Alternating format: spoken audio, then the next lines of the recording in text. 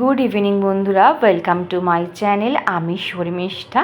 তো বন্ধুরা, আজকে আমি ব্লগটা স্টার্ট করছি ঠিক বিকেল 4:45 থেকে। দেখতেই পাচ্ছ বাইরে কিন্তু এখন অনেকটা পরিমাণে রোদ।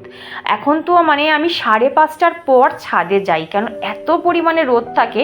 আর রোদে না খুব একটা গাছে জল দেওয়া ঠিক নয়। রোদটা পড়লে তারপরে আমি গাছে জল দিই। একদম সকালবেলা একবার জল দিয়ে দেবে যখন সূর্য কী বলো কম রোদ থাকে, ধরো 8টার মধ্যে, কারণ কড়া রোদে কিন্তু জল দেওয়াটা ঠিক নয়। আবার দেবে যখন সানসেট হয়ে যাবে। তো যাই হোক, কথা বলতে বলতে দেখো আমার এখানে লেবুগুলো কিন্তু গোছানো হয়ে গেল। এগুলো হাজব্যান্ড দুপুরবেলা নিয়ে এসেছিলো। তো দুপুরবেলা ধুয়ে আমি একটু রোদে দিয়ে দিয়েছিলাম। তোমরা জানো যে আমি বাজার থেকে যে কোনো জিনিস আনলে একটু ধুয়ে তারপরে কিন্তু আমি ফ্রিজে স্টোর করে রাখি, কারণ হাইজিনিক ব্যাপারটা না আমাদের প্রত্যেককেই কিন্তু একটু মেনটেন করে চলতে হয়। তো চলে এলাম এবার আমি ফ্রিজটাকে একটু ক্লিন করতে। আজকে ফ্রিজের মাথাটাকে উপরটা একটুখানি ভালো করে ক্লিন করে নেবো। আর আমার ফ্রিজটা না অনেকটা বড়, আমার থেকে আমি ওপরটা হাতই পাই না। তো পা উঁচু করে করে একটু ওপরটা মুছে নিচ্ছি। এই কাজটা আমি সকালবেলা যে করে উঠতে পারিনি। আমার কাজ আমি 3টে স্লটে ভাগ করে নিই। প্রথম স্লট হচ্ছে মর্নিং, সেকেন্ড স্লট হচ্ছে এই টাইমটা এই 5টা থেকে 6টা, আর থার্ড স্লট হচ্ছে একদম একটু রাতের আগে, ধরো ওই 8টা নাগাদ। তখন কাজের প্রেশারটা অনেক কম থাকে। তখন যে কোনো একটা 3টে স্লটের মধ্যে যে কোনো একটা স্লটে আমি কাজ কমপ্লিট করার চেষ্টা করি। আমি এই নয় যে আমাকে সকালের মধ্যেই আমার ঘরের সব কাজ কমপ্লিট করতে হবে, এই চাপটা কিন্তু আমি কোনো সময় নিই না। তোমরাও যদি এই চাপটা নাও তাহলে কিন্তু তোমাদেরই একটা মানসিক সমস্যা চলে আসবে। আর দেখো এখানটা একটু ডেকোরেশন করে নিচ্ছি, যেহেতু সামনে পয়লা বৈশাখ। আর অবশ্যই তোমরা কমেন্ট করে বলো হ্যাঁ আমার এই জায়গাটা আমি কতটা ভালো ডেকোরেট করতে পেরেছি। ভালো লাগলে বলো আর একটা লাইক দিও। আমাকে মৌসুমি বলে আমার সাবস্ক্রাইবার বন্ধু জিজ্ঞেস করেছিল যে দিদি তুমি কি বৃহস্পতিবার ডাস্টিং করো না? তো আমি বলি না গো বন্ধু, আমি বৃহস্পতিবারটা অ্যাভয়েড করি।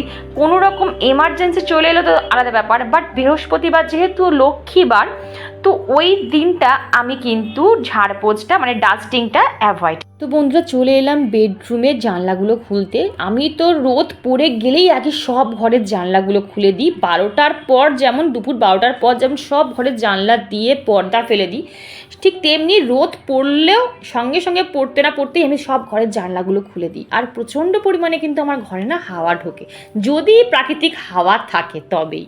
আর সব সময় ঘরে না মোটা, এই যে গরমকাল, 2টো সেট করে সবসময় পর্দা ইউজ করবে। গরমকালে অবশ্যই মোটা কার্টেন ইউজ করার চেষ্টা করবে, কারণ যতই তুমি ঘরে এসিতে থাকো না কেন বা এসি চালাও না কেন, মোটা পর্দা না থাকলে কিন্তু রোদের তাপটা আমাদের ঘরে ঢোকে। তখন কি হয় বলো তো, এসি দেখবে ঠান্ডা হতে অনেক সময় লাগে, তখন কিন্তু ইলেকট্রিসিটিটাও কিন্তু অপচয় হয়। ওই জন্য যতটা পারবে মোটা পর্দা ইউজ করবে, যাতে সূর্যের আলো ঘরে না ঢোকে। আমাকে সোমা দিদিভাই বলে একজন কমেন্ট করে বলেছিল যে এই সময়, এই যে গরমে বাচ্চাদের কি টিফিনে দেওয়া উচিত। আমি বলবো দিদিভাই, যেটাকে বলা হয় ডিপ ফ্রাই, চাউমিন, পাস্তা বলো, লুচি, পরোটা একদম দেবে না। প্লেন তুমি ফ্রুটস দাও, ড্রাই ফ্রুট দাও, বাটার টোস্ট দিতে পারো, হালকা করে সেকে বাটার টোস্ট দিতে পারো, বা রুটি তরকারি দাও, একটু কী বলো ওটাকে চকোস দিতে পারো। এই যে শুকনো যে খাবারগুলো, যেগুলো খেলে অ্যাসিডিটি করে না, গ্যাস অম্বল হয় না, সেই সব খাবার দিতে পারো। আর পেস্ট্রি তো একদমই দেবে না। তো যাই হোক, কথা বলতে বলতে কিন্তু দেখো আমার অনেকটা ক্লিন হয়ে গেল। আর আমার ঘর, আমি এটা চাই যেন সবসময় আমার ঘর যেন অর্গানাইজ থাকে। আমি এটা মাথায় সবসময় রাখি যেন আমার ঘর যেন সবসময় টিপটপ থাকার চেষ্টা করে। আমাকে অনেকেই কমেন্ট করে বলে যে আমার ছোট বাচ্চা, আমি ঘর ঠিকভাবে অর্গানাইজ করে উঠতে পারছি না। এটা আমার মেয়েও যখন ছোট ছিল, বা আমিও যখন অনেক আগের কথা বলছি, আমিও পারতাম না এইভাবে অর্গানাইজ করে উঠে এরকমভাবে রাখতে। কোনো চাপ নেই, কোনো প্রেশার নেবে না মানসিক। যখন তোমার বাচ্চা বড় হবে তখন তুমি তোমার ঘরটা সুন্দরভাবে অর্গানাইজ করে রাখার চেষ্টা করবে। এখন তুমি চেষ্টা করলেও পারবে না, আর যদি তুমি চেষ্টা করো, এই চেষ্টা কিন্তু তোমার বৃথা হবে, এতে তোমার শরীর খারাপ হবে। তো চলো বন্ধুরা, হাতে অনেকটা সময় আছে, আর আমি এই গ্রসারি শপিংগুলো, যেগুলো গ্রসারি শপিং করে এনেছে হাজব্যান্ড, তো সেইগুলো আমি একটু অ্যারেঞ্জ করে নিই, জায়গায় জিনিস জায়গায় অ্যারেঞ্জ করে নিই। তোমাদের যে লিজ্জাত পাঁপড়টা দেখালাম না, এটা তোমরা একবার শেখে খাবে, প্রেমে পড়ে যাবে। প্রত্যেকটা দিন আমি ডিনারের পর, আফটার ডিনার আমি 2টো করে লিজ্জাত পাঁপড় শেখা কিন্তু খাবোই খাবো। আর এখানে হাজব্যান্ড এনেছে ড্রাই খেজুর যাকে বলে, এটা একটু ড্রাই টাইপের, এটা ভীষণই ভালো। তোমরা জিজ্ঞাসা করেছিলে, বলেছিলে যে দিদি কোন কোম্পানির তুমি খেজুর খাও, দেখো সেরকম কোনো ব্যাপার নেই, যেটাই আমার মানে হাজব্যান্ড মনে করে সেটাই আনে। আর এখানে আছে কাশ্মীরি মির্চ, আর এখানে আছে ওয়ালনাট। তো এইবারে হচ্ছে তোমরা বলবে যে আমরা এত ড্রাই ফ্রুট খেতে পারবো না, আমাদের অত হয়তো আমরা সামর্থ্য নেই বা আমাদের পক্ষে সম্ভব না। আমি তোমাদের একটা কথা বলছি যে তোমরা সব জিনিস স্যাক্রিফাইস করো, তোমরা কিছু কম পয়সার শপিং করো, কম পয়সায় তোমরা শাড়ি কেনো, জুয়েলারি কেনো, কিন্তু তোমরা খাবার ব্যাপারে কোনো সময় কঞ্জুসি করবে না বা কোনো রকম স্যাক্রিফাইসে যাবে না। সব সময় মনে রাখবে হেলথ ইজ ওয়েলথ। তোমার শরীর যদি ঠিক থাকে তুমি কিন্তু পুরো দুনিয়া জয় করে নিতে পারবে। আর তোমার যদি শরীর তোমার সাথ না দেয় না, তুমি কিন্তু কোটি টাকা ইনকাম করলেও তুমি সেই টাকাটা কিন্তু ইউটিলাইজ করতে পারবে না। তো যাই হোক, এখানে আলমন্ড আছে, খেজুর আছে, কাজু আছে, আর এখানে আছে ছোলা। কিছু খেতে না পারো ডিয়ার, ড্রাই ফ্রুটও যদি না খেতে পারো, প্লেন 1 মুঠো ছোলা ভেজানো, রাতের বেলা ছোলা ভিজিয়ে রেখে দেবে, সেই ছোলাটা 1 মুঠো খাবে।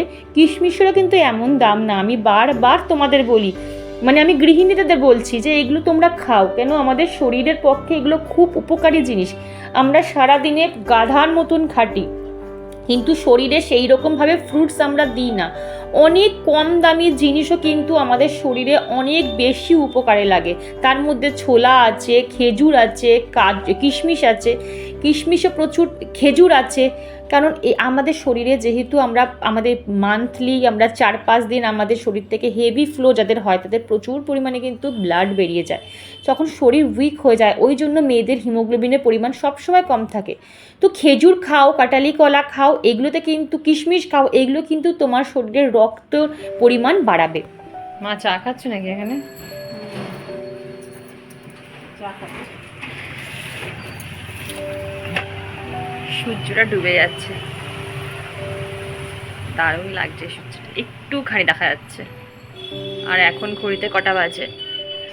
এখন ঘড়িতে বাজে 5:30। 5:30 বাজে। তার মধ্যে দেখলে তোমরা আমি কতগুলো কাজ কমপ্লিট করে নিলাম। সব কিছুই একদম দেখো পরিষ্কার পরিচ্ছন্ন করা হয়ে গেছে, সোফা টোফা সব কিছু, মেয়ের ঘর তোর আমি সব এখন টিপটপ করে নিয়েছি। তো বন্ধুরা দেখো, দুপুরবেলা কিছু জামা কাপড় ছাদ থেকে আনা হয়েছিল, সেইগুলো আর গুছিয়ে রাখা হয়নি। তো ভাবলাম এখন একটু গুছিয়ে নিই, সময় আছে। আর একটা বন্ধুর কোয়েশ্চেনের আনসার দিই। অদিতি আমাকে কোয়েশ্চেন করেছিল যে ওর কাছে কোনো টোনার নেই, শুধুমাত্র রোজ টোনার আছে, ও কি ইউজ করতে পারবে? অবশ্যই করতে পারো। ময়েশ্চারাইজারের আগে যখন ফ্রেশ ওয়াশ দিয়ে মুখ ধো, তখন ফ্রেশ ওয়াশ দিয়ে মুখ ধোয়ার পর অবশ্যই তুমি রোজ টোনার ইউজ করতে পারো। বাট আমি বলবো, যদি তুমি আমার ওপিনিয়ন নাও, তাহলে বলবো গরমকালটা একটু রোজ টোনারটা অ্যাভয়েড করে নিম বা কিউকাম্বার জাতীয় যে টোনারগুলো হয়, তোমরা যদি কিভাবে ঘরে কিউকাম্বার নিম টোনার মানে তৈরি করবে জানতে চাও, আমায় কমেন্ট করে বলো, আমি তোমাদের দেখিয়ে দেবো যে ঘরে তোমরা কিভাবে কিউকাম্বার টোনার ইউজ করতে মানে বানাতে পারো। তো যাই হোক, এখানে আমার অনেকগুলো কিন্তু আজকে আমার বন্ধুর কোয়েশ্চেনের আনসার আমি দিয়ে দিয়েছি। ও আর একটা বন্ধু জিজ্ঞেস করেছিল, সোমা বলে, যে আমি কি জলে রান্না করি। তো বলি বন্ধু, আমি ট্যাঙ্কের জলে শুধুমাত্র ভাতটা রান্না করি, বাদ বাকি যাবতীয় রান্না কিন্তু আমি অ্যাকোয়াগার্ডের জলে করি। আশা করি আমি আমার সব বন্ধুর কমেন্টের আনসার আমি করতে পেরেছি। প্রত্যেকটা দিন তোমরা আমাকে এত সুন্দর সুন্দর কমেন্ট করে মোটিভেট করছো, এর জন্য আমি আমার অন্তর থেকে অনেক অনেক ভালোবাসা জানালাম। মানে কি বলো তো, এগুলো হচ্ছে আমার লাইফের একটা অ্যাচিভমেন্ট। সত্যি কথা বলো, বিশ্বাস করো, ভাবতেও পারিনি যে এত মানুষ আমাকে এই অল্প সময়ের মধ্যে ভালোবেসে ফেলবে, আর এত হাজার হাজার মানুষ আমার ভিডিও দেখবে। কারণ কোটি কোটি মানুষ কিন্তু এখন ঘরে ঘরে সব ব্লগ করছে। আমি জানি এখন এই প্ল্যাটফর্মটা কতটা টাফ হয়ে গেছে। তো এই টাফ প্ল্যাটফর্মেও যে আমি এই ভিউ পাচ্ছি, এটাই আমার কাছে অনেক অনেক বড় অ্যাচিভমেন্ট, বিশ্বাস করো।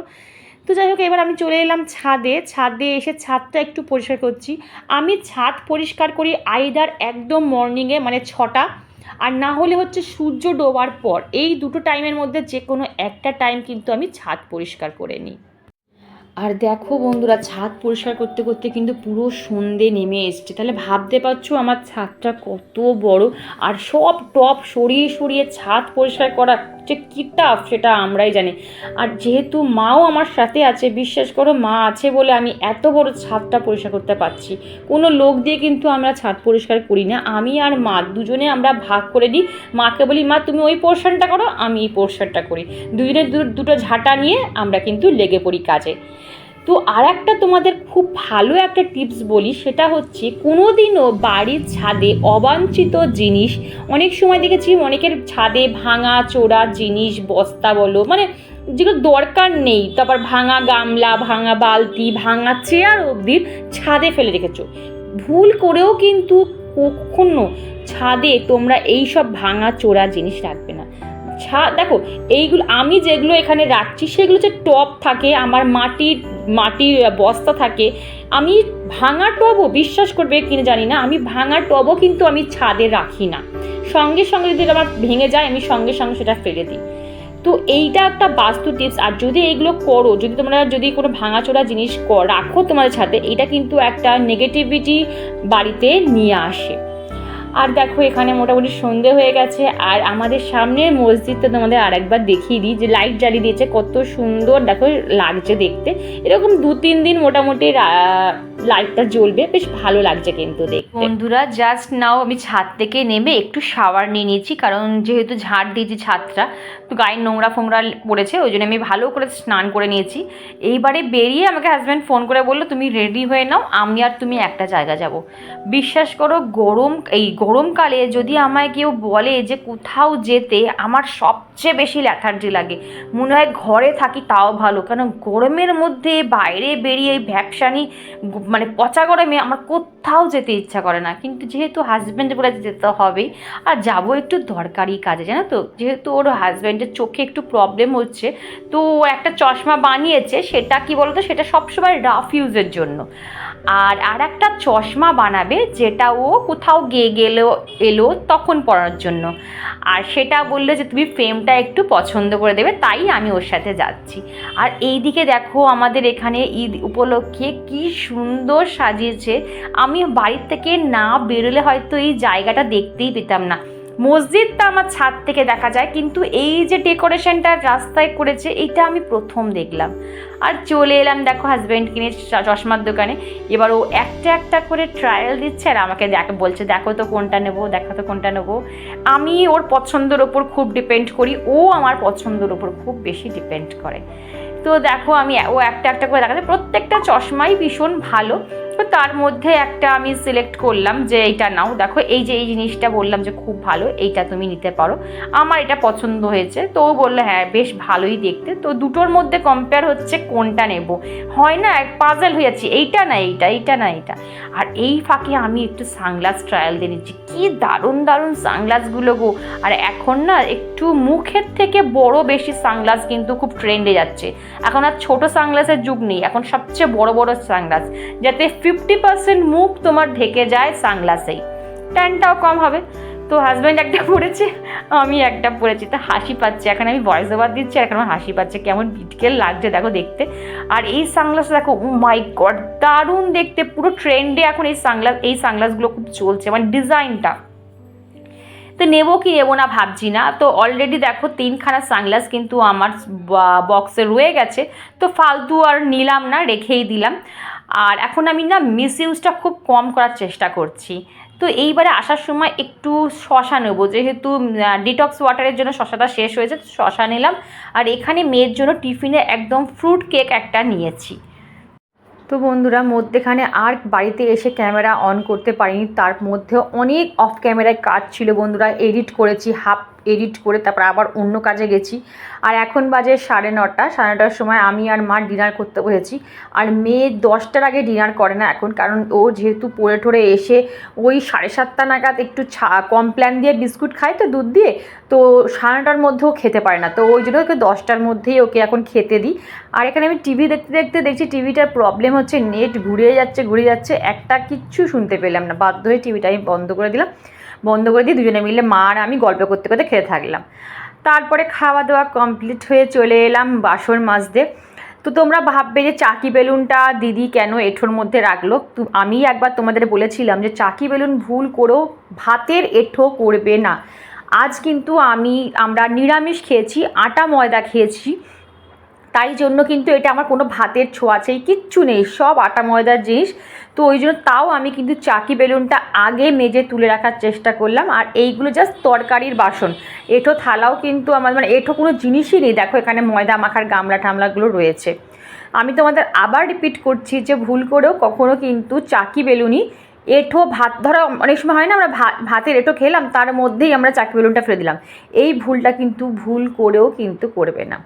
তো যাই হোক আমার বাসন এখানে মাজা হয়ে গেল। আর এখানে আমি চলে এলাম আমার বিকেলে যে ড্রাই ফ্রুটগুলো জলে ভিজিয়ে রেখেছিলাম, এইবারে আমি ফাইনালি কিন্তু চটকে ধুয়ে 2-3 বার জল চেঞ্জ করে ধুয়ে একদম ফাইনালি কিন্তু জল দিয়ে ভিজিয়ে রেখে দিলাম।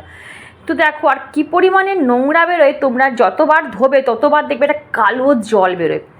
তো লাস্ট কাজ হচ্ছে আমার রান্নাঘরটা ডিপ ক্লিন করা। যেদিনই আমি রাতের বেলা আমরা আটা ময়দার জিনিস খাই, নিরামিষ খাই, বলতে পারো আমি একদম ডিপ ক্লিন করি, কারণ আটা ময়দার থেকেই কিন্তু সবচেয়ে বেশি পোকামাকড়ি ছোটো ছোটো আরশোলার বাচ্চাগুলো হয় না, ঠিক দেখবে এই আটা ময়দার থেকেই গুঁড়ো থেকে হয়।